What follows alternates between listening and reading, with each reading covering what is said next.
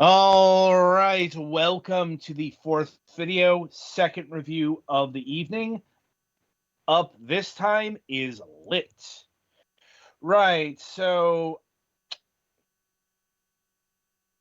where to start with this one? I know we've got to start with a trailer because you might notice that the more proper tiling here is the remake of Lit. So let us show you what the original version of Lit looked like.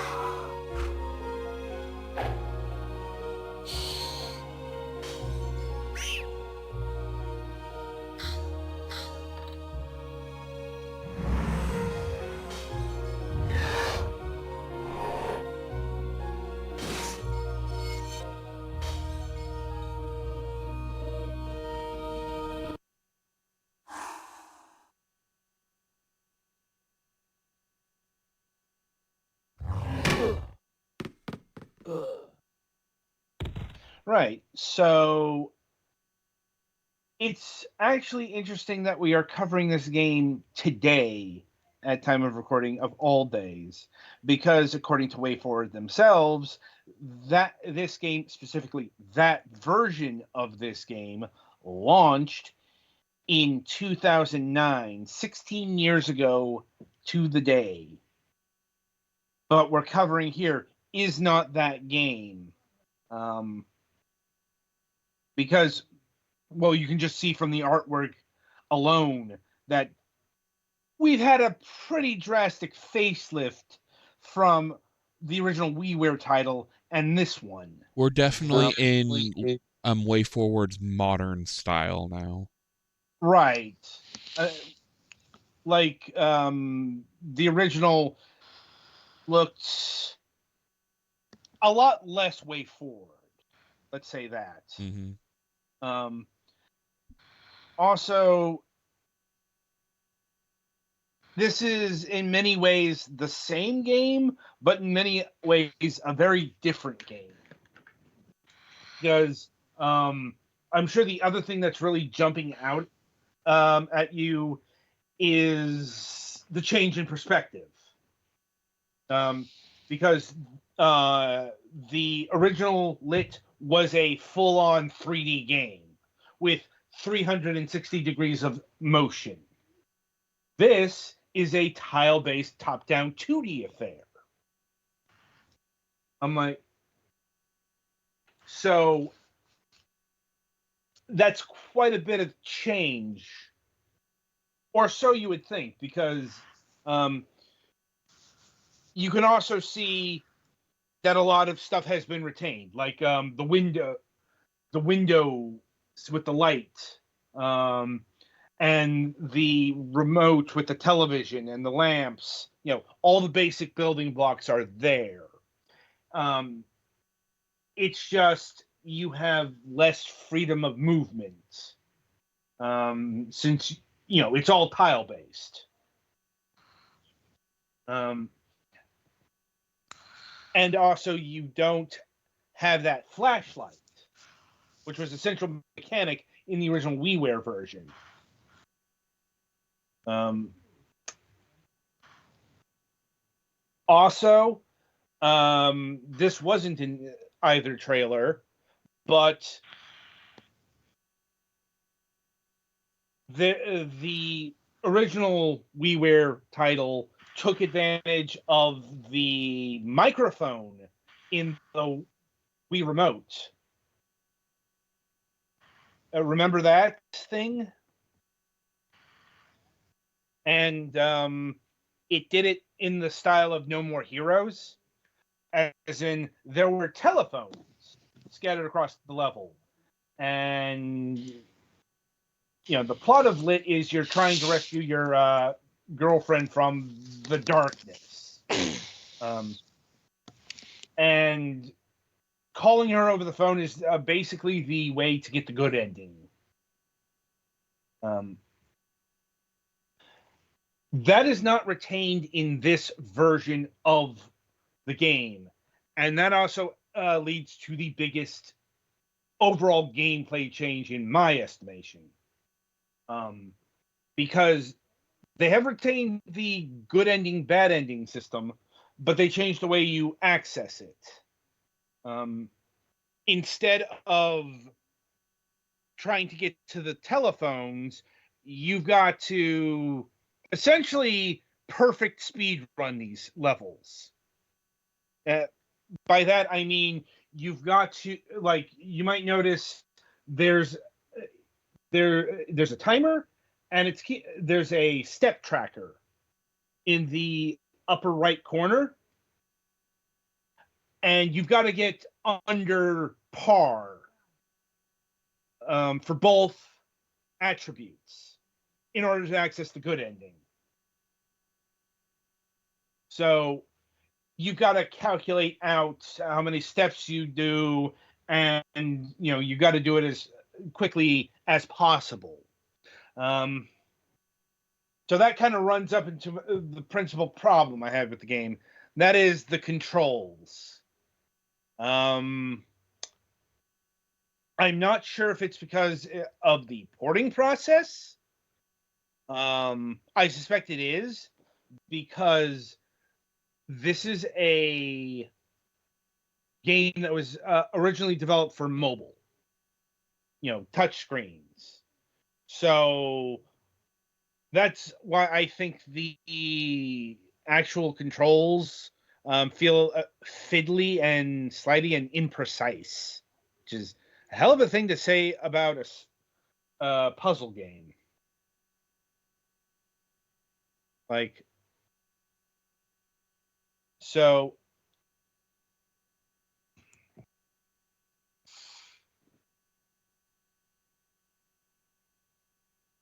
it's unfortunate. I wanted to like this game. But honestly, I didn't find it all that interesting. And I can't speak to the WiiWare original because never played that one. And the original is essentially lost media, as so many WiiWare-born games are. Yeah, it might be backed up on one of the WiiWare archives, but I mean, who knows at this point? well, it's available in the sense of like piracy, Mm-hmm. like, because WiiWare titles were ridiculously easy to pirate. Oh yeah, So on the black market, yeah, it's still out there. I'm talking about in any official capacity. right. And that's unfortunate because, you know, honestly, it's a different game. Sorry. Like, just calling this lit is a bit egregious in my estimation because, yes, I see what you are going for here. It's got a lot of the same elements, but on the other hand, this is very clearly a rather different game. They could have marketed it as either a demake or a prequel or something like that. Right. Like, this wasn't the game you were buying on WiiWare. And to a certain extent, I understand. They made that game for the Wii. It took advantage of the gimmicks of the Wii, and like so many of those kind of games, either didn't get ported, or it got ported to, say, like the PlayStation 3 Mm-hmm. or the Xbox 360, something else that had motion control. Which means, Theoretically, the original could see new life on the Switch, but yeah. Well, I mean, at the very least, Way Forward remembers it exists, so that's something. mm, Um, and it's their game. In fact, something that they brought up in their Twitter perspective is Lit was the first console title they ever self-published. Mm. Mind you, this isn't self-published. This was like co-published with another company that I'm not sure it still exists. Uh, Mm. like I said, it's one of those weird quirks where even though the publisher's not around, they leave their legacy slash, i.e., their codes behind. Like anyway, putting that aside, um, also not sure how this would play on a mobile device since I didn't bother. Um, Yeah, because it doesn't look like there's a whole lot of room for wiggle room with like something sloppy like touch controls. yeah. Uh, yeah. Oh, right. Another thing I should mention is this has much less content than the original Lit. Um, because this only has 15 puzzles. Um, Hmm. trying to find the section that mentioned because here we go. Um, like that might be the same kind of puzzles, the same amount of puzzles, but this game had unlockable content. Like for example, it had the time-based challenge mode called Dark Mode, which is probably what this is based off of. Hmm. And I think you can unlock Rachel as a playable character in the WiiWare one. Where this, I haven't seen any mention of that. It's just it's kind of what you see is what you get.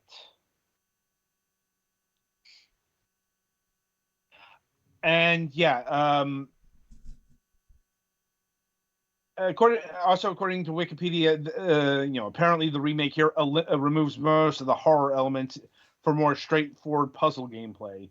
I suppose Hmm. that is true to a certain extent, but it's still trying to be spooky. Like, but yeah, it's like it's not really effective because how everything's presented. Anyway, on the other hand, I do like the graphics of this much better than the old one. Not just the art direction, but I mean like if I'm being honest, the original Lit looked ugly as sin. I kind of always thought that even back in the day. Like I remember seeing like screenshots, and I think I watched the trailer back in the day, and it always looked pretty ugly. If I'm being honest, and not in any sort of good way, stylistic way or anything. It's just these are some ass ugly graphics. Music's also understated, um, which is probably unexpected for a way forward title, but given what they're going for here, you know, it's understandable. Anyway, so let's see. In terms of pricing, oops, that is the wrong window. It clocks in at $5.99. $6. Even at $6, this is tough to recommend. It really comes down to how small this game is. Like, it's only 15 puzzles, and while they do escalate, like puzzle 14 is um, a World of Order more complicated than puzzle 2, as you'd expect. Pretty traditional learning curve. It's like it's still not all that. The puzzles aren't all that puzzling, if that makes any sense. like, really your mastery is just going to be time, given how everything's laid out. Like, really, in order to master the puzzles, it's all about that optimization of time and steps in order to get the good ending. But that's really not enough for you to come back unless you're really into that kind of replay value.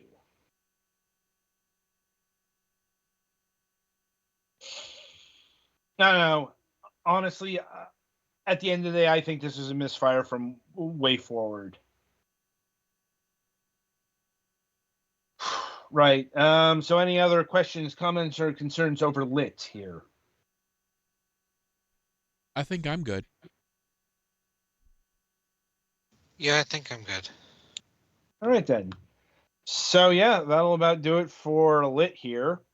Um, and that'll about do it for another installment of the Fragments of Silicon reviews. So coming up on the week ahead, on Wednesday, February 12th, we'll be welcoming Utopic Ninja of Shobatsu. Shobatsu is not the company name, it is the game name. It's one of those devs who just goes by the dev name, and so just kind of slotted the game here. Anyway, Shobatsu is a fast-paced arcade-style beat 'em up, which will let you take the role of 4 highly skilled ninjas who must fight against the hordes of powerful and varied enemies. Face the challenge yourself in the single-player modes, or invite a friend for extra fun in the local co-op mode. And he's also supposed to send me the latest build here in the next few days. So hopefully that occurs. But anyway, the game certainly looks interesting. And I do like a good walk and brawl. So I'm looking forward to this. No Friday show this week, but we do have plans to do a brand new episode of MSP alongside Fragments of Silicon this Wednesday. So look forward to that. And yeah, until next time, I shall wish you good gaming.